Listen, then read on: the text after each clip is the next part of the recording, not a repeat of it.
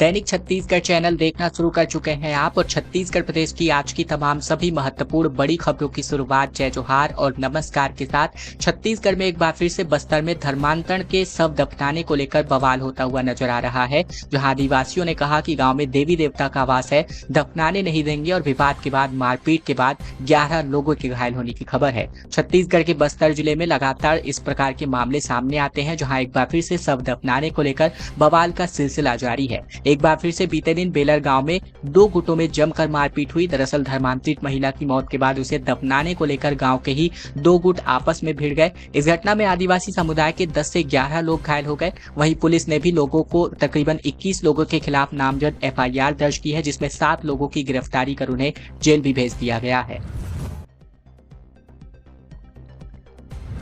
छत्तीसगढ़ में निकाय चुनाव को लेकर बीजेपी ने अपनी लिस्ट जारी कर दी है। बिलासपुर, रायगढ़, राजनांदगांव समेत कई जिलों से अध्यक्षों और पार्षद प्रत्याशियों का ऐलान किया गया है। दरअसल छत्तीसगढ़ में नगरीय निकाय चुनाव के लिए बीजेपी ने प्रत्याशियों की पहली लिस्ट जारी कर दी है। गरियाबंद नगर पालिका से प्रशांत मानिकपुरी को अध्यक्ष पद की प्रत्याशी बनाया गया है। इसी के साथ ही गरियाबंद जिले की नगर पंचायत के लिए भी प्रत्याशी घोषित कर दिया गया है। राजनांदगांव जिले से भी बीजेपी की लिस्ट जारी की गई है। पार्टी ने छुरिया नगर पंचायत और अध्यक्ष के लिए अजय पटेल और लाल बहादुर नगर पंचायत के लिए देवेंद्र साहू को अध्यक्ष प्रत्याशी घोषित किया है। इसके अलावा डोंगरगढ़ नगर पालिका के वार्ड पार्षद प्रत्याशियों का भी ऐलान किया जा चुका है।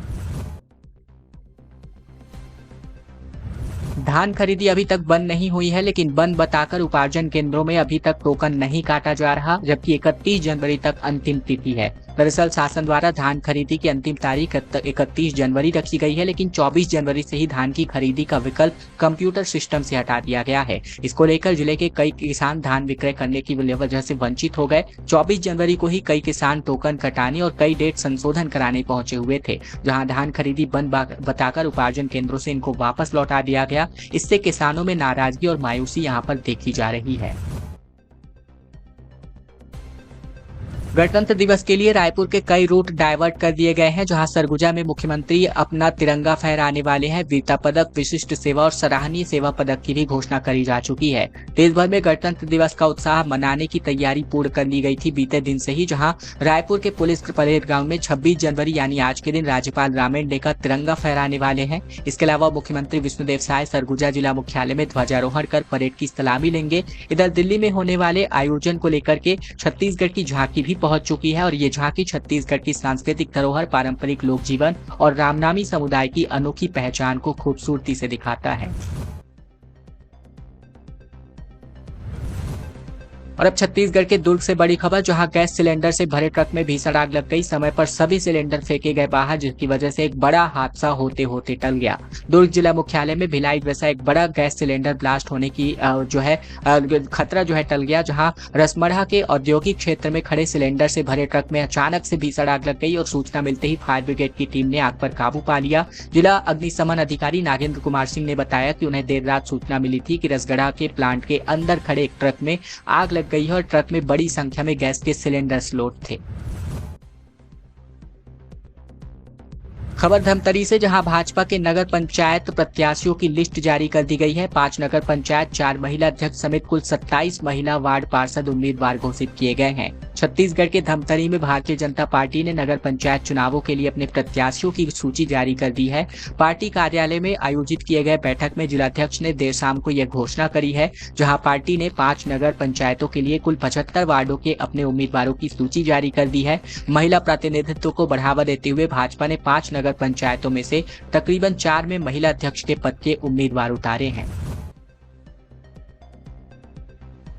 नक्सलवाद को लेकर के भूपेश बघेल और रमन सिंह आमने सामने आ चुके हैं, जहां इन्होंने कहा कि आप CM हैं या प्रवक्ता नहीं, विधानसभा अध्यक्ष है। रमन का जवाब भी सामने आया, जहां इन्होंने छत्तीसगढ़ महतारी का सेवक अपने आप को बताया। छत्तीसगढ़ के 2 पूर्व मुख्यमंत्री रमन सिंह और Bhupesh Baghel social media platform X पर आमने सामने आ चुके हैं। नक्सलवाद के मुद्दे को लेकर, पॉलिटिकल बयान को लेकर दोनों के बीच सोशल मीडिया पर तीखी बहस छिड़ चुकी है। विधानसभा अध्यक्ष डॉक्टर रमन सिंह ने पहले पोस्ट करते हुए कांग्रेस पर नक्सलवादियों से मिली भगत का आरोप लगाया। इस पर जवाब देते हुए भूपेश बघेल ने भी उनको जवाब दिया और इस पर पलटवार करते हुए कहा कि मैं बस याद दिलाना चाहता हूं डॉक्टर साहब कि आप मुख्यमंत्री नहीं हैं, ना ही पार्टी के प्रवक्ता हैं। जब आप विधानसभा अध्यक्ष हैं, अन्यथा न ले, आप पर यह हाल पार्टी के भाजपा नहीं किया है। बीजेपी घोषणा पत्र समिति की बैठक बीते दिन संपन्न हुई, जहां पब्लिक डिमांड पर ध्यान रखे जाने की बात इन्होंने कही है। दरअसल बीजेपी की नगरीय निकाय चुनाव की घोषणा पत्र समिति की बैठक बीते दिन प्रदेश कार्यालय कुशाभाऊ ठाकरे परिसर में आयोजित करी गई और इस बैठक में अब तक आए आम जनता के सुझावों को लेकर के चर्चा की गई। बीजेपी ने व्हाट्सएप और QR कोड के जरिए जनता से घोषणा पत्र के लिए सुझाव मांगी है और ऐसे में इलेक्शन मैनिफेस्टो के लिए बैठक में इन्हीं सुझावों को लेकर के चर्चा हुई। बैठक में अध्यक्षता समिति के संयोजक और पूर्व मंत्री अमर अग्रवाल ने करी, जहां समिति के सह संयोजक और विधायक सुनील सोनी, पूर्व मंत्री प्रेम प्रकाश पांडे और चंद्रशेखर साहू, विधायक नीलकंठ टेकाम समेत समिति के अन्य सदस्य इस बैठक में मौजूद नजर आए। मध्य प्रदेश को छत्तीसगढ़ से जोड़ने वाली नेशनल हाईवे 30 पर तकरीबन 25 किलोमीटर का लंबा जाम बीते दिन से लगा हुआ है। मध्य प्रदेश छत्तीसगढ़ को जोड़ने वाले नेशनल हाईवे 30 पर मंडला की चिल्फी घाटी पर 2 दिन से जाम लगा हुआ है। काफी प्रयास के बाद भी भारी वाहनों के निकलने की व्यवस्था नहीं बनाई जा सकी है। बीते दिन दोपहर तक वाहनों के पहिए थमे रहे। धवई पानी से मोती नाला के बीच तकरीबन 25 किलोमीटर तक ये वाहनों के कतारों को देखने को मिला, जिसमें सैकड़ों और हजारों की संख्या में ये वाहनें फंसी हुई हैं।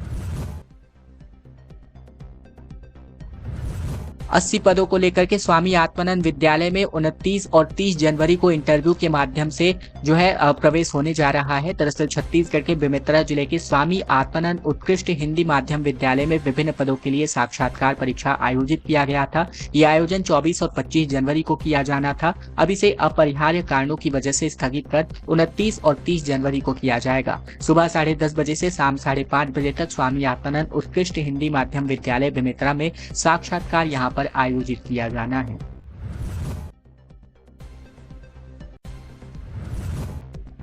और अब पंडित धीरेन्द्र कृष्ण शास्त्री बीते दिन जो है छत्तीसगढ़ यात्रा पर थे, जिन्होंने बयान देते हुए कहा, जिस पर कांग्रेस ने भी पलटवार किया और कहा कि ये इन्होंने मीडियाजीवी करार दिया। दरअसल बागेश्वर धाम के पीठाधीश्वर पंडित धीरेन्द्र कृष्ण शास्त्री धर्मांतरण रोकने के लिए पदयात्रा निकालने वाले हैं छत्तीसगढ़ में, जिसको लेकर हमने आपको बीते दिन कवरेज भी दिया हुआ था। जिसको लेकर के कांग्रेस संचार प्रमुख सुशील आनंद शुक्ला ने कहा कि पंडित धीरेन्द्र कृष्ण शास्त्री मीडियाजीवी कथावाचक हैं, अपने आप को मीडिया में सुर्खियों में रखना चाहते हैं। अगर छत्तीसगढ़ में धर्मांतरण हो रहा है तो भाजपा की सरकार के लिए शर्म से डूबने वाली बात है।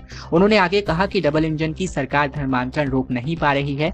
जो सरकार धर्मांतरण के लिए बड़ी बड़ी बात करती थी, अब धीरेन्द्र कृष्ण शास्त्री जैसे आदमी को छत्तीसगढ़ में पदयात्रा निकालनी पड़ रही है। रायपुर के 32 वार्डों के लिए कांग्रेस प्रत्याशी तय किए जा चुके हैं। मेयर एजाज ढेबर यहां पर पार्षद का चुनाव लड़ने वाले हैं, जबकि कई वार्डों में पूर्व पार्षदों की पत्नियों के नाम शामिल किए गए हैं। रायपुर नगर निगम के 70 वार्डों में से 32 वार्डों में कांग्रेस ने प्रत्याशियों के नाम तय कर दिए हैं। हालांकि फाइनल लिस्ट आनी अभी बाकी है, लेकिन सूत्रों के हवाले से जो जानकारी मिल रही है उसके मुताबिक 32 वार्डों में जो सिंगल नाम जो है तय कर लिए गए हैं। रायपुर के निवर्तमान मेयर एजाज ढेबर भगवती चरण शुक्ल वार्ड से चुनाव लड़ेंगे, जबकि बंजारी माता वार्ड से MIC सदस्य नागभूषण राव की पत्नी राधिका राव को टिकट दिया जा रहा है। इसके अलावा गुड़ियारी के दानवीर भामाशाह वार्ड से मौजूदा पार्षद सुंदर जोगी की पत्नी रुक्मणी जोगी का नाम तय किया गया है। छत्तीसगढ़ से पंडित राम मंडावी को पद्मश्री का सम्मान दिया जाना है, जिसको लेकर नारायणपुर के गोंड मुरिया जनजाति के कलाकार पारंपरिक वाद्य यंत्र बनाने और शिल्पकला के क्षेत्र में योगदान को लेकर इनको ये सम्मान दिया जा रहा है। गणतंत्र दिवस की पूर्व संध्या पर राष्ट्रपति द्रौपदी मुर्मू ने 30 हस्तियों को पद्म पुरस्कारों के घोषणा कर दी है, जिस पर पद्मश्री पुरस्कारों की सूची में छत्तीसगढ़ से पंडित राम मंडावी का नाम शामिल किया गया है। वे नारायणपुर जिले के गोंड मुरिया जनजाति के जाने माने कलाकार हैं। इस प्रतिष्ठित सम्मान की लिस्ट में उनका नाम पारंपरिक वाद्य यंत्र निर्माण और लकड़ी की शिल्प कला के क्षेत्र में उनके योगदान के लिए इनको शामिल किया गया है। छत्तीसगढ़ के रायपुर से बड़ी खबर, जहां रायपुर में आग की वजह से केमिकल प्लांट पूरी तरह जल करके खाक हो गया। रायपुर के तिल्दा नेवरा स्थित संजय केमिकल प्लांट में भीषण आग लग गई, जहां आग पर हालांकि काबू पा लिया गया है और आग इतनी भयावह थी कि 5 किलोमीटर दूर से ही धुएं का गुबार आसमान पर दिखाई दे रहा था। आग के साथ भारी ब्लास्ट की आवाजें भी सुनाई दे रही थी, जिससे आसपास के इलाकों में लोग डरे सहमे नजर आए। आग से प्लांट पूरी तरह जलकर खाक हो गया है। तो वहीं इस हादसे में काम कर रहे 2 मजदूर आग की चपेट में आकर घायल हो गए हैं, जिनका इलाज अभी जारी है। 3 घंटे की कड़ी मशक्कत के बाद फायर ब्रिगेड की टीम ने हालांकि आग पर काबू पा लिया है। रायगढ़ नगर निगम के लिए भाजपा पार्षद के प्रत्याशियों की लिस्ट जारी कर दी गई है। किरोड़ीमल नगर, लैलूंगा और घरघोड़ा समेत कई नगर पंचायतों के लिए भी कैंडिडेट की घोषणा करी जा चुकी है। छत्तीसगढ़ में रायगढ़ नगर निगम के पार्षदों के लिए भाजपा ने 3 नगर पंचायतों के अध्यक्ष और पार्षदों के प्रत्याशियों के नामों की घोषणा कर दी है। किरोड़ीमल, घरघोड़ा, लैलूंगा नगर पंचायत के पार्षदों की सूची दोपहर में जारी हुई, जिसके बाद से देर शाम धर्मजयगढ़ नगर पंचायत के अध्यक्ष और पार्षद, इसी के साथ ही तमाम पदों के लिए यहाँ पर ये लिस्ट जारी की गई है। इसके अलावा बात करें तो भाजपा में पहली लिस्ट किरोड़ीमल नगर पंचायत की जारी की गई, जिसमें भाजपा से अध्यक्ष पद के लिए सुनीता मोहन विश्वकर्मा को प्रत्याशी बनाया गया है। सीएम साय और स्पीकर रमन सिंह से मिले बाबा रामदेव, जहां रायपुर में लोगों को इन्होंने योगासन सिखाया। दरअसल योग गुरु बाबा रामदेव बीते दिन मुख्यमंत्री विष्णुदेव साय और विधानसभा अध्यक्ष डॉक्टर रमन सिंह से मुलाकात करते पहुंचे, जहां बाबा रामदेव ने रायपुर के मोआ इलाके में लोगों को योगा भी सिखाया और सेहतमंद रहने के लिए लोगों को योगा करते रहने की अपील करी। सबसे पहले बाबा रामदेव मुख्यमंत्री विष्णुदेव साय से उनके रायपुर स्थित सीएम हाउस पर मिलने पहुंचे और इस दौरान मुख्यमंत्री की धर्मपत्नी कौशल्या साय और उनके परिजन भी मौजूद नजर आए। मुलाकात में योग गुरु और मुख्यमंत्री के बीच योग और स्वास्थ्य से जुड़े विषयों पर भी चर्चा हुई। जनवरी माह में ही अब सूरज तपने लगा है। दुर्ग सबसे गर्म इलाका रहा, जबकि कई जिलों में तापमान 5 डिग्री तक ज्यादा बढ़ चुका है। छत्तीसगढ़ में जनवरी के आखिरी दिनों में ही सूरज तपने लगा है। ज्यादातर जिलों में दिन का पारा जो है नॉर्मल से 4 से 5 डिग्री तक बढ़ा हुआ है, जिसके चलते दिन में पिछले 2 से 3 दिनों तक गर्मी बढ़ चुकी है। इसके अलावा बात करें तो इसके चलते अब जो है 3 दिन के बाद एक बार फिर से प्रदेश में अब न्यूनतम तापमान में गिरावट का दौर शुरू होगा। इस दौरान रात का पारा 2 से 4 डिग्री सेल्सियस तक गिर सकता है। बीते दिन 10.4 डिग्री सेल्सियस न्यूनतम तापमान के साथ अंबिकापुर सबसे ठंडा स्थान रहा। वहीं दुर्ग जिले का सबसे गर्म स्थान के तौर पर रिकॉर्ड किया गया। पंचायत चुनाव का असर देखने को मिल रहा है, जहां हजारों लोग पलायन कर चुके हैं, जिसकी वजह से पंचायत चुनाव पर इसका असर पड़ेगा। ग्रामीण क्षेत्रों में 50% मतदान भी एक बड़ी चुनौती बनकर सामने आ रही है। जिले में लगातार हो रहे पलायन का सीधा असर अब ग्राम पंचायतों के चुनावों पर पड़ सकता है। मतदाताओं को रोकने के लिए कोई भी प्रयास न तो पंचायत स्तर पर हो रहे हैं और न ही प्रशासनिक स्तर पर, जिसको लेकर सरपंच और दूसरे पदों पर लड़ने वाले चुनाव उम्मीदवार परेशान है, जिससे जिले के कुआकोंडा और कटे कल्याण ब्लॉक से पलायन की ऐसी बसों में जगह तक नहीं मिल पा रही है।